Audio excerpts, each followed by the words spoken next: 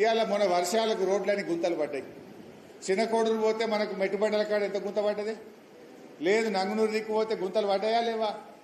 మన వెంకటాపూర్ దిక్కు పడ్డాయా లేవా? గుంతలు ఊడిసే తెలివి లేదు దీనికి.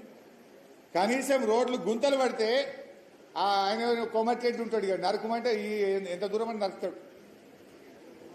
ఏదైనా గుంత కనబడితే నాకు ఫోన్ చేయండి అన్నాడు. అసలు గుంత పడని రోడ్డు ఉందా ఈ రాష్ట్రంలో? నువ్వు వచ్చినాక ఏమన్నా ఒక్క గింత డాంబర్ పొక్కలన్నా ఊడిసినావా నువ్వు? డాంబర్ పోసి ఆగిపోయినాయి ఎక్కడ రోడ్లు అక్కడనే. ఆయన వాటర్లో నీళ్లు కలిపిండో ఇలా నీళ్లు కలిపిండో ఏమో కలిపిండిగా. అయితే ఇవాళ ఆయన ముఖ్యమంత్రి పోయి నిన్న కొబ్బరికాయ కొట్టిండి. ఆడ ఫ్యూచర్ సిటీకి అట 4 లైన్ రోడ్ అట. ఇక్కడ సిటీ లేదు, ఇల్లే దిక్కు లేదు, దానికి 6 లైన్ల రోడ్ ఇస్తాడట.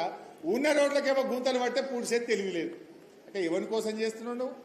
ఆడ నీ భూముల ధరలు పెంచడం కోసం వేస్తున్నావు, నీ కాంట్రాక్ట్ల కోసం చేస్తున్నావు. నువ్వు ఎక్కడ వేయాలి?